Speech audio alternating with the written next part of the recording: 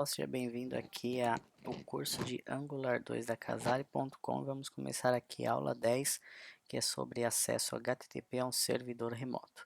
Então, o objetivo dessa aula é ensinar como configurar e realizar acessos HTTP a servidores remotos com o Angular 2.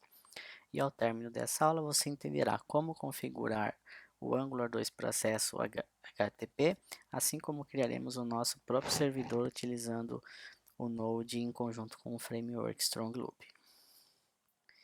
Então aqui o conteúdo da aula, nós vamos falar aqui uma definição, vamos criar uma API RESTful como Loopback e o Strong Loop, que é a primeira parte da aula. A aula será dividida em duas partes, a criação do servidor da nossa API RESTful e depois nós faremos a segunda parte, a implementação no Angular para acessar a nossa API RESTful. Então nós criaremos depois um serviço utilitário para acesso ao HTTP, configuraremos o módulo do HTTP na aplicação, implementaremos a tela de login, implementaremos o serviço de acesso ao HTTP dos alunos, implementaremos a tela de listagem, cadastro, edição e visualização de alunos. Então vamos começar aqui com uma breve definição. O Angular ele é um framework front-end, então é muito improvável que você não precise em algum momento fazer uma requisição HTTP com ele. Por isso, essa aula acaba sendo de extrema importância e extrema utilidade para o desenvolvimento de qualquer aplicação. O Angular 2 ele possui um módulo específico responsável por todo o controle e as APIs de acesso ao HTTP. E torna nossa vida bem mais simples, porque ela é uma API bastante intuitiva e simples de utilizar, além de seguir aí os padrões aí de criação de APIs RESTful. E para começar aqui na aula de hoje, nós vamos criar o nosso próprio servidor web utilizando o Node, já que nós estamos falando de Angular, que é JavaScript, nada melhor do que também criarmos o nosso próprio servidor utilizando o Node, seguindo a mesma linha do JavaScript. Porém, o Angular ele não tem nenhuma restrição. A comunicação HTTP ela é uma comunicação que qualquer linguagem que suporte tal padrão pode ser utilizada como um back-end, um servidor, seja ele um PHP, um Java, um .NET, Python, qualquer linguagem aí que suporte. E para a aula de hoje eu escolhi utilizar um framework chamado Loopback, que agora ele se tornou Strong Loop devido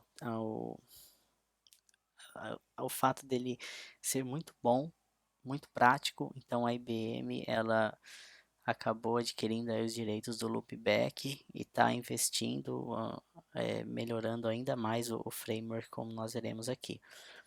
E isso acaba sendo bom porque nós vamos conseguir na mesma aula ter o lado do servidor e o lado do front-end. Não vamos só focar no front-end e não saber como desenvolver. Então isso vai se tornar um desenvolvedor full stack, né? Que é um termo muito comum, bastante procurado, que é a pessoa que saiba tanto trabalhar com a parte do front quanto do back-end. A pessoa geralmente não vai ser especialista nos dois, mas o conhecimento, pelo menos do que acontece tanto do lado do servidor como do cliente, ele é muito apreciado aí pelo mercado. Então, essa aula acaba trazendo essa vantagem aí para nós. Então, vamos começar aqui criando a nossa API RESTful. Quando eu falo API RESTful, é um padrão que tem se tornado muito adotado, que é a utilização dos verbos HTTP, o POST, o GET, o PUT, o DELETE. Eu não tenho como entrar muito em detalhe nessa aula, porque é um assunto bastante completo, extenso, levaria bastante tempo para ensinar, repassar tudo. Mas o bom do framework que nós estamos usando aqui, esse Loopback, é que vocês vão ver que com alguns comandos nós conseguiremos criar uma API totalmente no padrão RESTful. Ele vai gerar todas as URLs, toda a API conforme nós iremos durante a aula, e isso já vai servir como uma lição prática, porque você já vendo o servidor funcionar na prática, você já vai conseguir entender o que é um padrão RESTful e depois disso você pode se aprofundar e entender melhor o que tudo isso significa. Então, por, por ele ser um pacote que faz parte do Node, a primeira coisa que nós devemos fazer é instalar o nosso Strong Loop. Eu já instalei no meu computador, tá? Então eu não vou executar o comando de novo, mas basicamente você digitaria aqui esse npm install -g, deixa eu confirmar aqui, Strong Loop, é tudo em caixa baixa mesmo, Strong Loop, tá? O interessante é que esse -g ele vai instalar como um repositório global, ele não vai instalar como somente um pacote dentro do nosso projeto, ele vai instalar como um pacote global e vai ser acessado por qualquer aplicação. Por isso que ao executar esse comando, pode ser, dependendo de como o seu Node está configurado, que você receba algum erro de acesso à gravação de arquivos. Isso pode acontecer, tá? Caso isso aconteça, o jeito mais fácil de solucionar é executar esse mesmo comando. No caso do Linux ou do Mac, seria com o sudo na frente, porque o sudo ele vai dar os direitos ao administrador. No caso do Windows, você teria que executar de alguma forma como administrador ou verificar onde que esse repositório npm está instalado e habilitar permissões de escrita para ele, tá? Então eu já executei esse comando aqui, ele leva um tempo, porque ele faz download de bastante dependências, e ao término dele, nós já vamos ter o nosso Strong Loop instalado. Então esse é o primeiro passo, ok? A partir daí, nós vamos ter que criar o nosso projeto. Então, após a instalação, esse comando slc ele vai estar disponível no nosso console. Então, nós vamos ter que pegar e executar ele. Execute esse comando já no diretório onde você quer que a sua API fique. Pode ser no mesmo diretório raiz onde estão seus projetos Angular, nesse caso, ou qualquer outro diretório que você deseje. Então você tem que digitar slc loopback. E ao executar ele vai abrir um assistente para criar a aplicação. Então isso é bem legal porque ele vai dando todos os passos da criação de forma muito intuitiva, como nós veremos. Que ele ainda está carregando, isso demora um pouco mesmo, ele carrega bastante dependências. E aqui nessa tabela eu listei as respostas para deixar padronizado o que nós temos que informar para o nosso servidor. Basicamente vai ser o nome da aplicação, o nome do diretório, qual o tipo da aplicação e qual versão que nós vamos utilizar. Aqui, ó, ele já executou. Então, let's create a loopback application. Ele ainda ele está em inglês, né? Por isso eu tentei traduzir aqui para facilitar. Então, eu cliquei aqui, what's the name of your application? Que seria aqui qual o nome da tua aplicação. No meu caso, eu vou digitar API aluno. Você pode mudar esse nome. Eu estou criando a API aluno porque nós vamos usar como base o mesmo projeto da aula passada, que era aquele cadastro de alunos. Então, a ideia é pegar aquele projeto que gravava os dados ali localmente e transformar ele, levar para um servidor remoto. Então, eu vou digitar aqui API aluno. Aí, digite o nome do diretório que contém o projeto. Novamente, o nome do diretório eu vou digitar API aluno.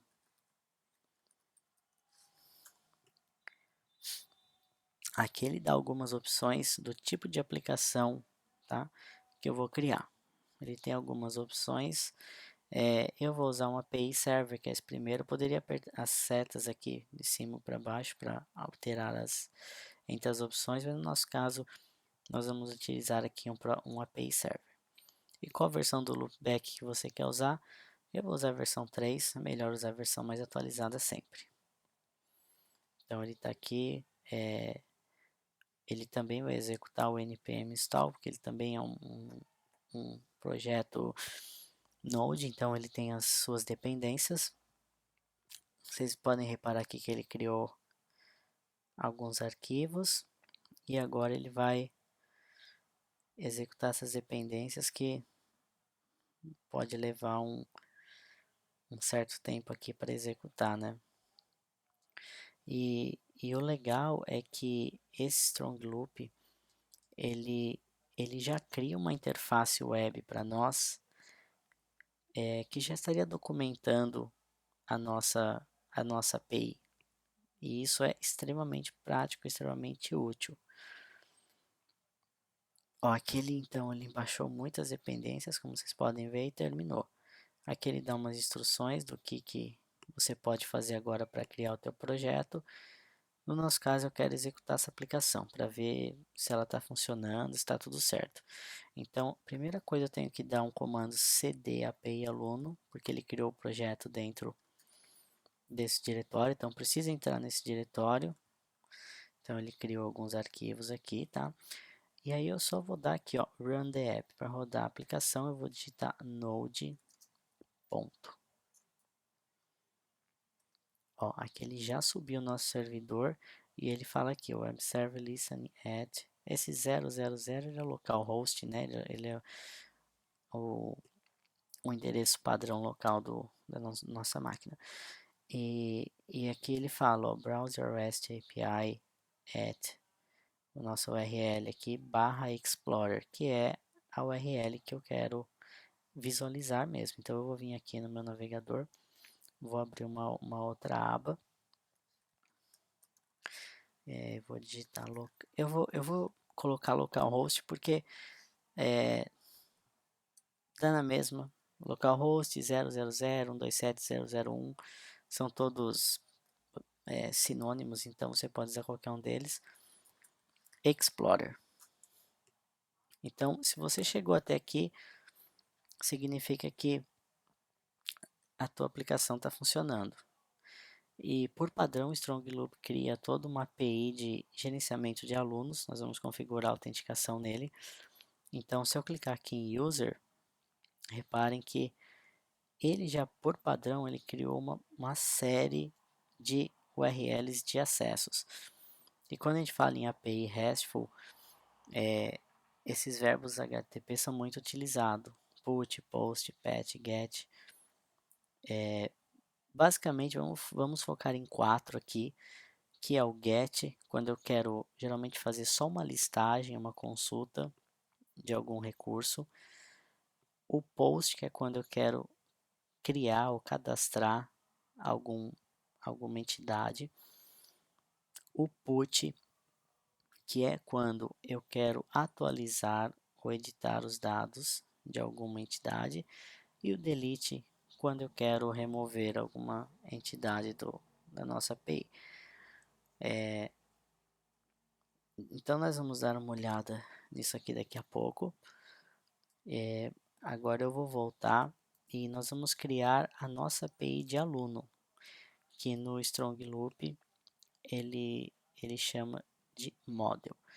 Então, primeira coisa que eu vou fazer é dar um Ctrl C para parar o servidor. Então, eu parei o servidor. Eu vou executar aqui slc loopback model. Isso dentro do diretório da API.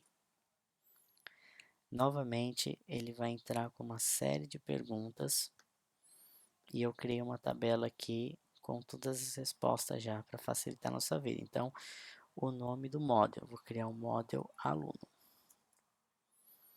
Aí, qual o tipo de data source? No nosso caso, eu vou deixar esse DB memory, porque eu não quero configurar um banco de dados, que tomaria muito tempo também. Então, ele vai gravar os dados em memória, você vai subir o servidor, fazer as alterações, ele vai gravar em memória. Quando você encerrar o servidor, esses dados vão ser perdidos e depois se inicializar novamente vai ter que começar de certa forma tudo de novo, mas então ele não vai persistir os dados efetivamente, mas por propósito da nossa aula vai servir muito bem. Então, selecionem DB Memory. A classe base do model, eu vou usar esse persisted model. Ele quer expor como um REST API? Yes, eu vou escrever Y aqui, de sim. O nome no plural, então qual seria o plural desse aluno? Né? Então seria alunos no nosso caso. Aí aqui o common model ou server only, então no nosso caso eu vou usar esse padrão common dele. E agora eu vou adicionar algumas propriedades, então o que vai conter a minha entidade aluno? Então o nome do atributo vai ser, eu vou criar um ID do tipo numérico e eu vou escrever y de yes porque eu quero que ele seja obrigatório. Valor padrão, vou deixar em branco. Vou adicionar uma outra propriedade chamada nome. Agora vai ser do tipo string, que vai ser um texto. Também vai ser obrigatório, então vou digitar y de yes. Também valor padrão, em branco. E eu vou adicionar um terceiro atributo, e-mail, do tipo string. Também vai ser obrigatório, então vou digitar y de yes. Valor padrão, só aperto o Enter para deixar em branco. Quando eu acabei de configurar os meus atributos, eu só vou pressionar Enter e ele vai entender que terminou.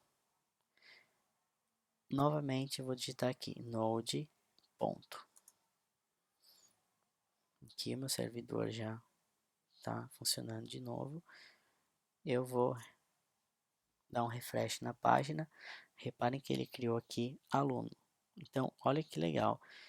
Em alguns comandos, sem digitar uma linha de código, agora eu já tenho uma API completa de alunos.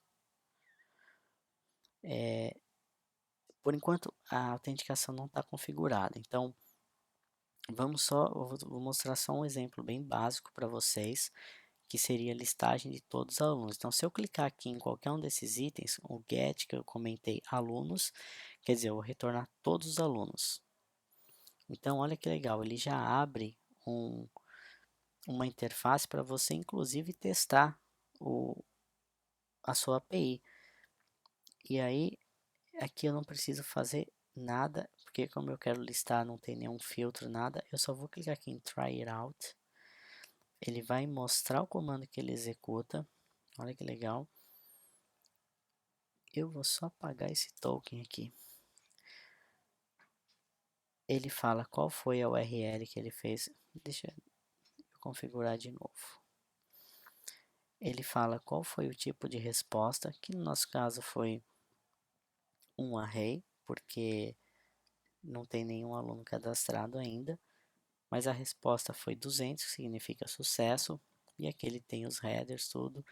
Então, nosso API está funcionando. Como não tem nenhum aluno cadastrado, ele não vai retornar nada, só uma array vazia. Mas já deu para ter uma ideia de como que ele funciona. Daqui a pouco nós vamos explorar melhor isso daqui. Mas antes disso, vamos adicionar aqui um controle de acesso, porque nossa aplicação também vai ter eu quero que efetue um login, eu não quero que fique aberto, disponível para todo mundo. Então, novamente eu vou digitar Ctrl C para parar o servidor. Vou digitar o comando slc loopback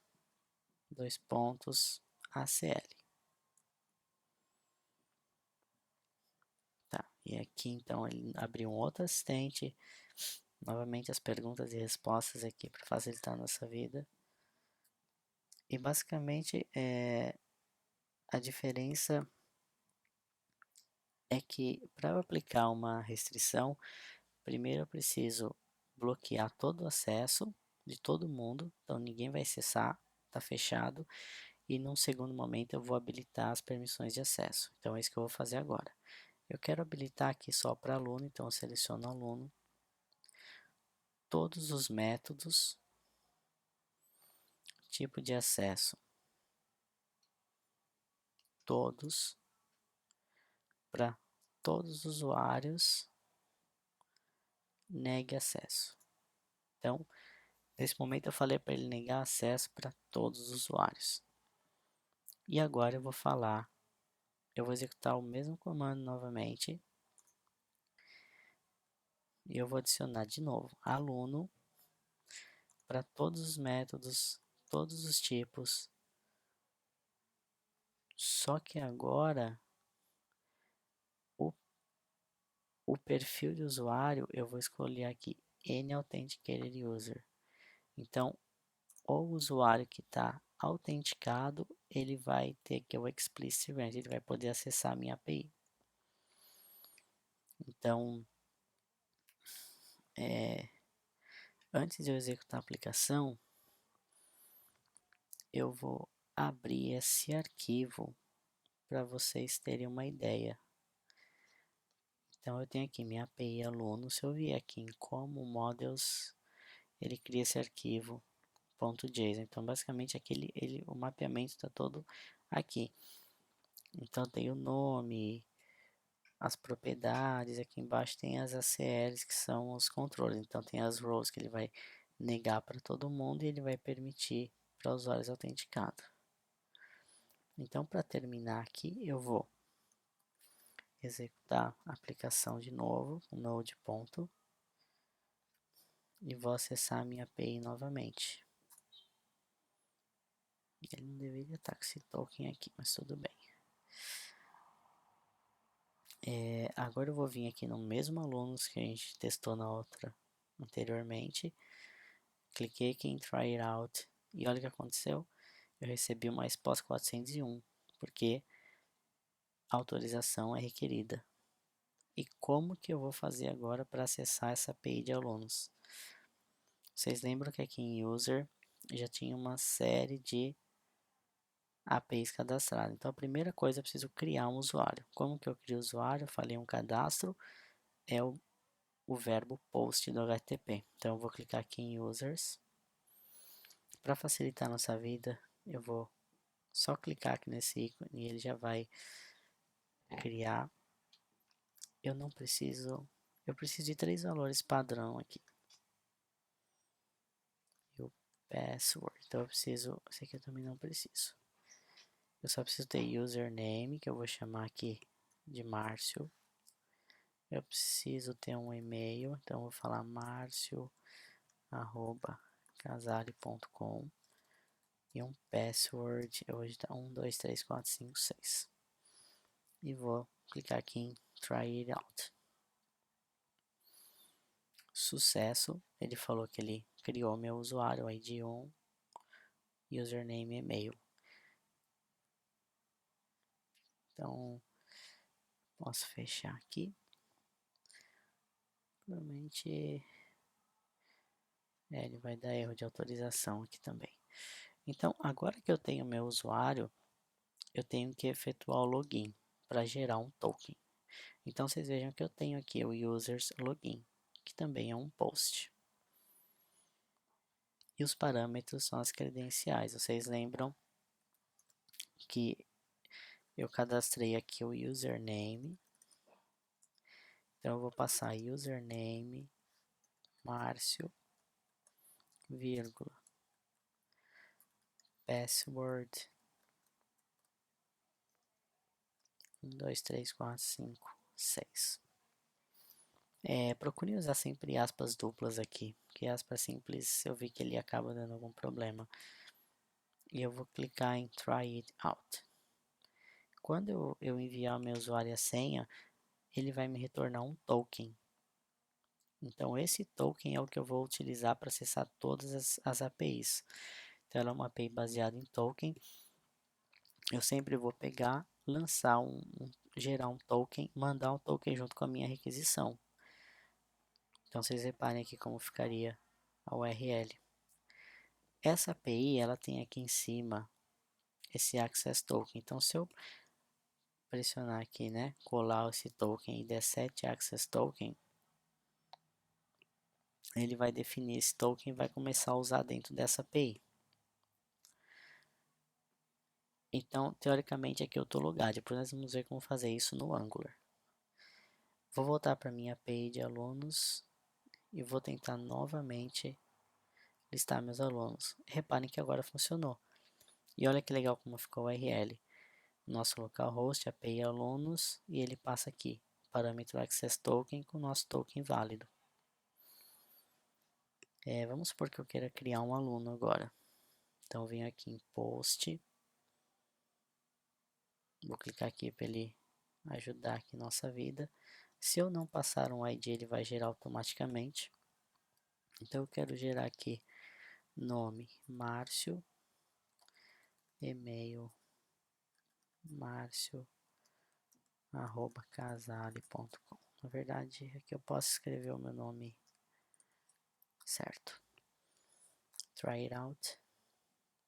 Ele fala aqui como que ele fez a utilização. A resposta foi ID 1, nome Márcio, casale.com. Vou cadastrar um segundo aqui. Fulano.